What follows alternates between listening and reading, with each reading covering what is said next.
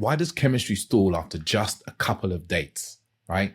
What you're about to hear today is really about stopping that experience you keep having of the woman saying to you, there's no spark after a few dates. And I can tell you now, right? It's not about being nice, because nice is where dates go to die, right? You become unforgettable and uninteresting. Just another boring guy that she didn't feel attracted to, right? So what I'm going to cover now, right, is first why it's happening to you. Why no spark? Why flakiness? Why dates that don't go into relationships or don't go anywhere, don't even get into intimacy, yeah? We're going to talk about why that hurts your dating life and why your dates are flat and boring and why you get ghosted and why you feel constantly rejected, right? And then I'm going to break down my proven tactics and strategies that I give to the men that I work with to build deeper connection, to have fun dates, to have interesting dates, to have women wanting to see them again, messaging them and being enthusiastic about spending time with them, right? And I'm David Chambers. I'm a men's coach, a men's dating, relationship, and intimacy coach. And I have helped all sorts of men, right? Hundreds of men I've worked with, from CEOs to businessmen to school teachers, to go from full of fear and struggling to build deeper connection to healthy relationships, enjoyable dating, 50 matches on Hinge, right? And even some of them getting into marriage and having kids. So what are we going to talk about today? So why your attraction dies after a few dates, right? This is really, really important to know, because most men, we just don't know what we're doing wrong and we think we're doing everything right. And we look at things very binary, like, I'm doing it all right. I don't know why it's working. We get really frustrated and angry with dating, right? So why does your attraction die after a few dates, or even if you get that far, right? The first thing is really about trying to be too safe, right? Trying to be too safe. You are going on like your dates are interviews, right? You're over validating of what she says. Like she says something to you and you're just like agreeing like a little puppy dog, head nodding, right? And her experience of you is boring, lacking tension, lacking depth, and that you're just pleasant. And again, you become forgettable, right? And I see this so often with men, is they're so afraid of like being bold and doing anything that could be like, quote unquote, they in their heads, right? Creepy, right? That they don't do anything. They come across really as interesting as a plastic bag. They don't talk about the things that they're really meaningful to them. They don't talk about their opinions that are really there. They don't go into depth about conversation. They don't challenge the woman they're with, right? They don't have the capacity to listen to her speaking and put these various dots that she's explained and put them together and reflect them back. And I've said this in many podcasts, right? The skill to listen to a woman who tells you about her time in Thailand and then maybe the issues she has with her ex-partner and then the issues she has with a dog, and be able to like bring those stories together in your mind and be like, oh, I've noticed from what you've been saying, you're the sort of person who, and go and draws a picture and goes, this is what I'm seeing in you, right? People love to hear themselves reflected back, right? But because you're afraid, or maybe you don't really listen and you don't have the depth, but I believe that you do, right? You're so nervous. Fear is so in the way for you, right? You're just coming off as bland and ultimately not just safe, it's boring, right? Really important. So another thing that's killing the dating life, right? That is creating these boring dates and is losing the spark is this kind of outcome driven, right? Being obsessed with the outcome and not focusing on enough of just being present, right? This is a massive problem. Outcome attachment, right? And especially to the outcome, how you think it should be and how you think it should look. So you're monitoring her reactions constantly, highly reactive, emotionally reactive, right? Even if it doesn't come out emotionally, you're reactive internally, right? You're reacting to her like, oh, she looked away. Oh no, that means she doesn't like me. And then you might stiffen up. You get stiff and you don't move and you start worrying. You start getting fearful. You start overthinking, right? That's emotional reactivity right there. Like emotional, not unreactivity, but like presence is she's looked away and you're like, oh, she's looked away. Cool. That's just that. I'm not giving it extra meaning and staying present to the moment of like, oh, I'm enjoying myself. I'm connecting with her. I'm talking to her. We're having a nice back and forth, you know, like when there's no presence, right? There's no connection. When there's no presence to you while connected. So the next thing that's really killing the dating life, right, is mixed signals, right? Mixed signals is one of the biggest things that women complain about in men. And I've seen this with guys who are annoyed about mixed signals, like, oh, women giving mixed signals, I don't like it, blah, blah, blah. And then when I interrogate them and I get deeper into it, they also send mixed signals and they don't even realize you're unconscious, you're sending mixed signals, right? You might be really verbose in your text messages. So like, oh, I'm really chatty in the text messages. You know, you get lovely conversation, there's a back and forth. And then when you're in person, you're like a tree, right? And not in the kind of beautiful stoic. So it's the beautiful kind of, what's it called? Masculine tree, you know, that's there feeling present. You're like a tree, you're stiff, you don't know what to say, you come across boring. And there's an incongruency, right? And she feels that as mixed messages. And it might be that in that moment, you're nervous and scared, right? Or it might be after the date, for instance, the mixed signals are the date went well, you feel like it went well, but then you don't message, right? Or you go cold on messages afterwards, or you take ages to respond all the time, right? Mixed signals, right? There's an incongruency between your words, the things you say, your feelings, and your action. And her experience of you becomes confusion and guesswork. And a healthy woman who's looking for a like mature man will feel mixed signals and be off straight away, right? Because she's had too much of it. She doesn't want any of that, right? And this kind of comes into the piece around communication, right? Your communication is flat. This is another massive problem that gets in the way of deeper connection and the spark, right? You lack the kind of communication that is bold, that is expressed. Like, look, watching me, I'm talking, my hands are moving. This is how I talk. If you met me in a bar, this is how I would be, right? I might range between like this, and I might be ranging to like really deep listening.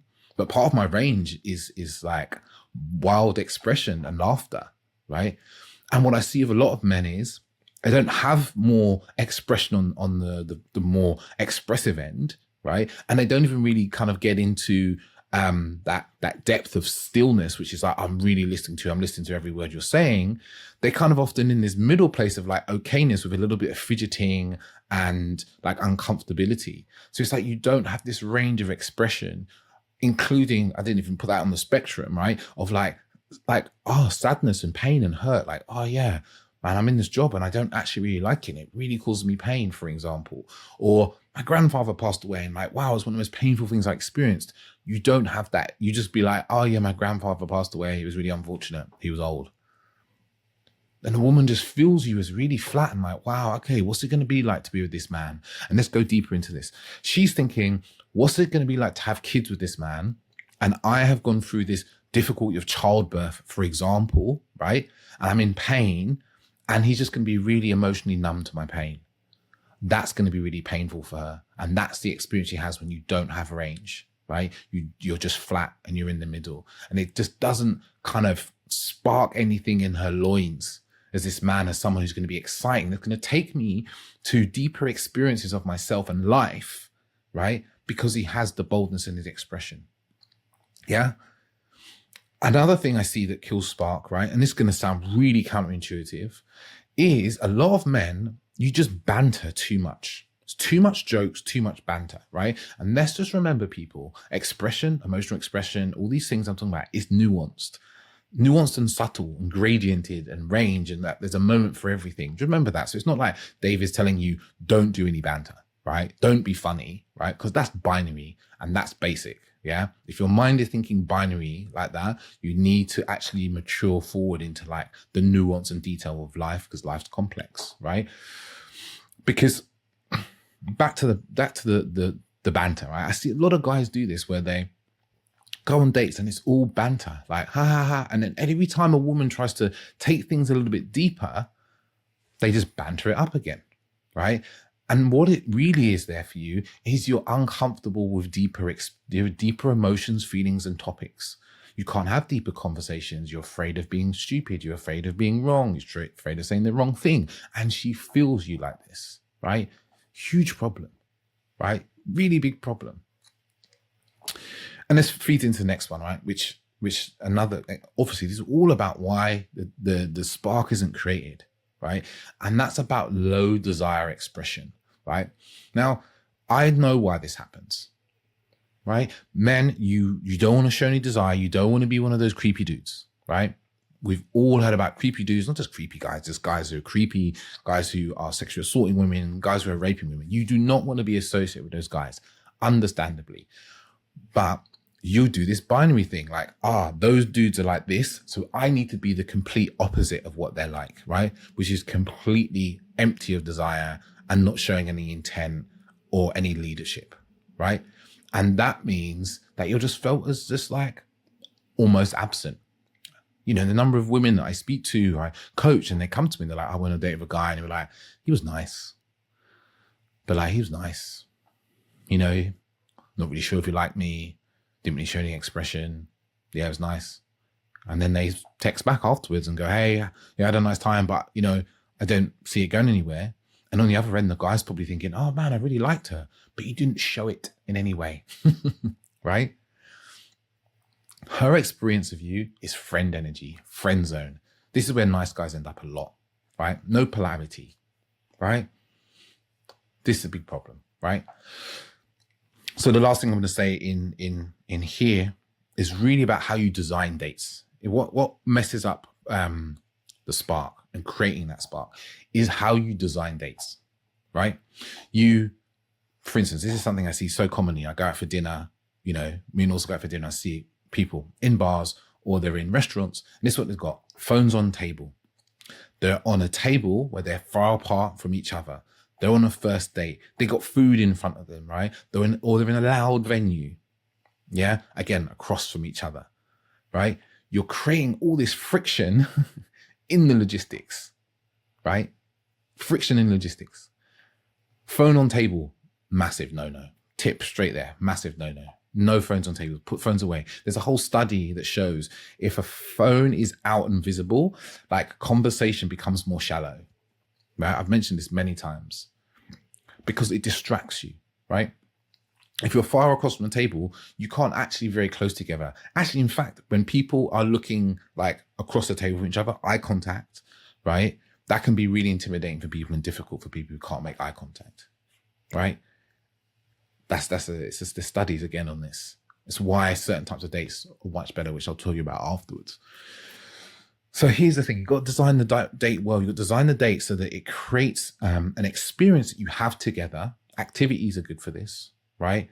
That you have an experience together. It's not just a night in a bar that so many other people have had, right? Or night over dinner. Really important for you to remember. So here's some things you need to do. Embody, communicate, and change, right? You need to lead. You need to lead from the off, right? You need to be the one who asks for the phone number. You need to be the person who suggests going out on the date. You need to be the guy who organizes the date, right? And then a controversial one, which, you know, even me is controversial. You need to pay for the date, really.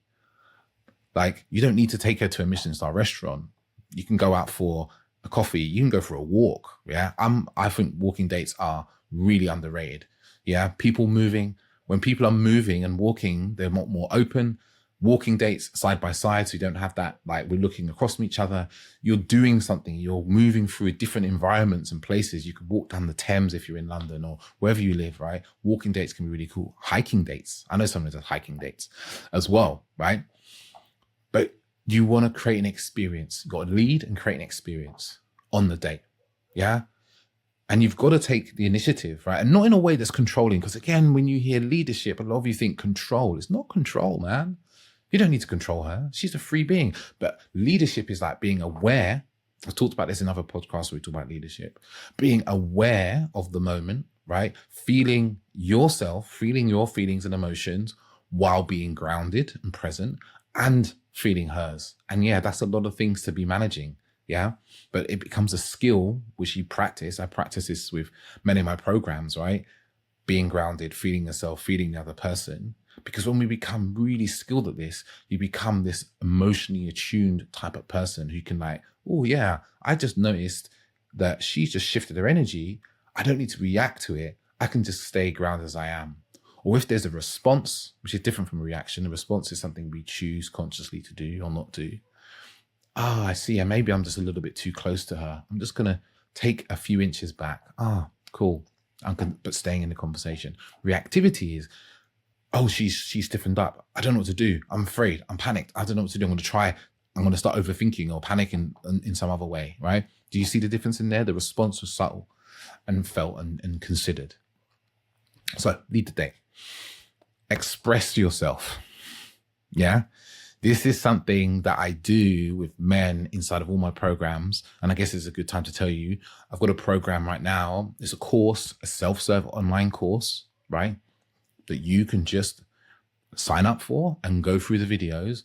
And one of the sessions for about 45 minutes, we talk about self-expression, how to connect with our feelings and emotions, right? How to speak those out loud, how to feel someone else's, feel her feelings and emotions, right?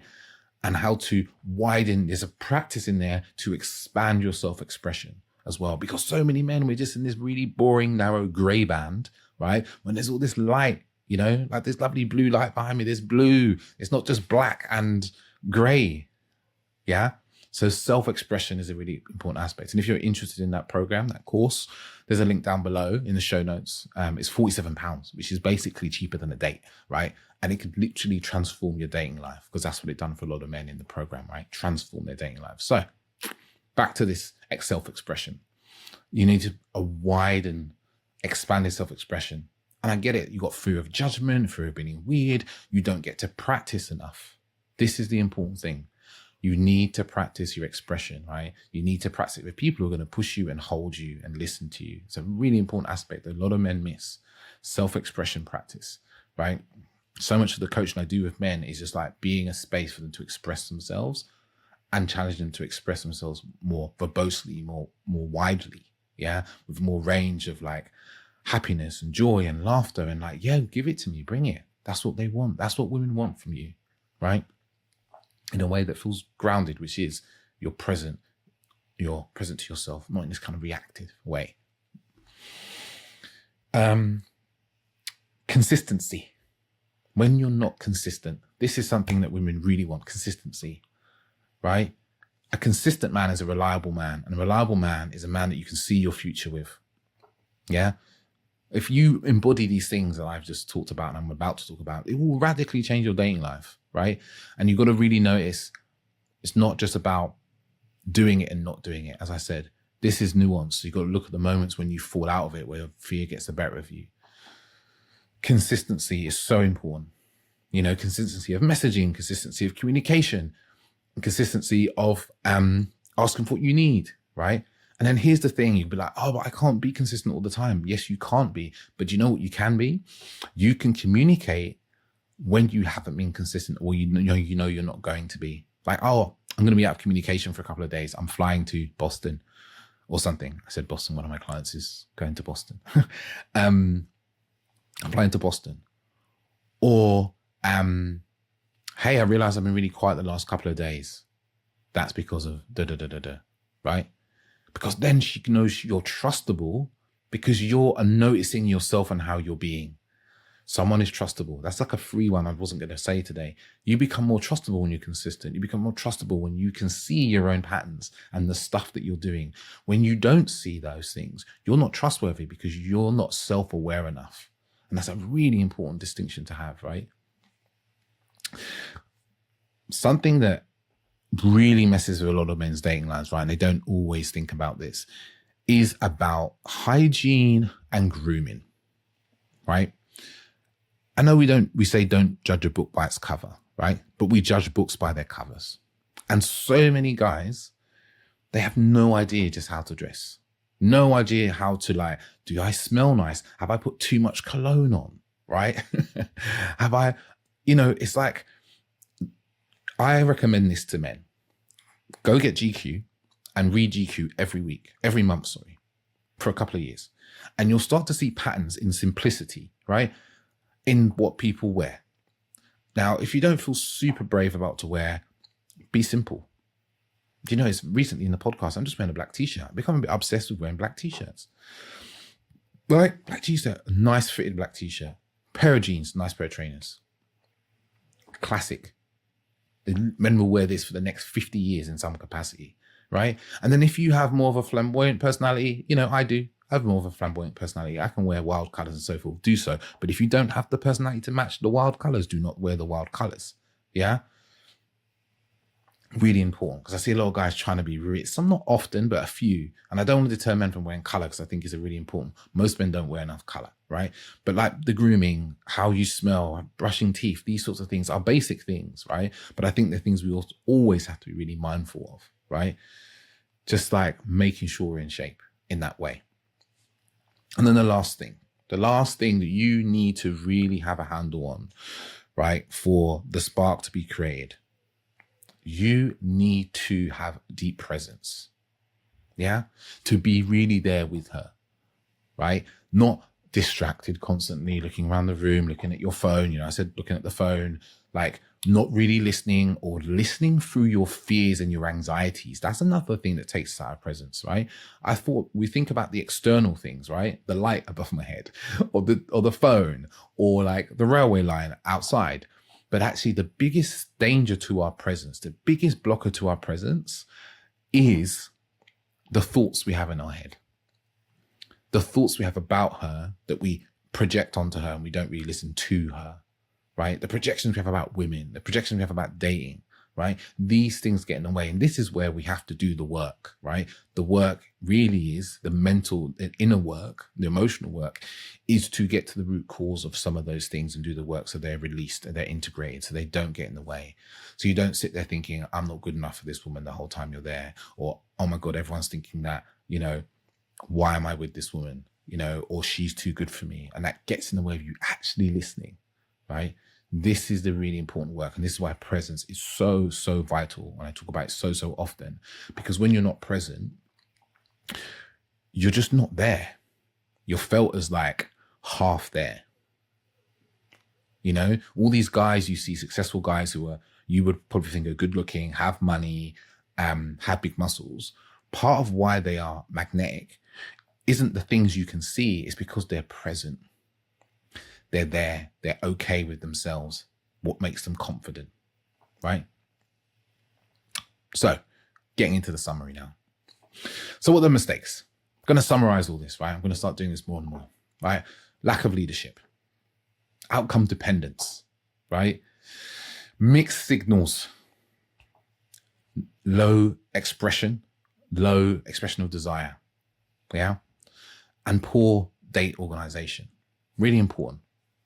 These are real mistakes that men make time and time again, right? Being flat, being boring. What creates connection? What creates connection, depth, and the spark? Leadership, leadership of dates, leadership of time, leadership of the moment, you know, leadership even of the emotional deepness you take conversation, right? That's a wonderful aspect of leadership that I've already just touched on there, right? Being able to express desire. That's important. Consistency, yeah? Attention to hygiene and grooming.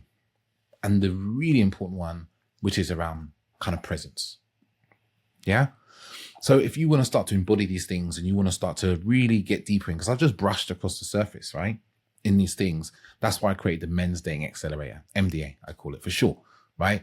It's built to really guide you in how to be a leader and express desire and even sexual desire, right? To a woman, to increase your confidence, right? To remove limiting beliefs, to bring presence, to let go of overthinking. There's practices in there, some physical practices to get you out of overthinking that you can do at any moment.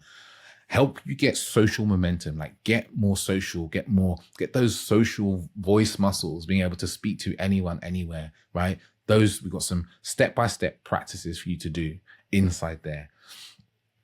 So if this is something you're interested in, and you really should be, right? To be honest, like, it's a great program. There's guys that came in a program and they hadn't been on a date for 5 years, and then within 5 weeks they'd been on more. They'd been on like, 5, 6, 7 dates, yeah, because of the program, because of the course. And you can just download it and listen to it and watch it in your own leisure, right?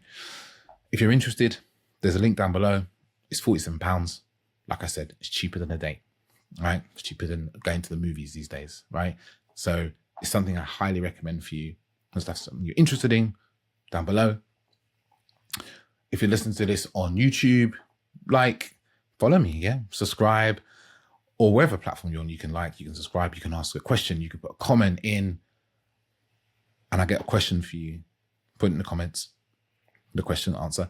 Like, what is it that you think you're doing based on what I've mentioned, right, in the podcast, in this video, that is hurting your dating life? What are you doing that's hurting your dating life? Until later. Ciao, ciao.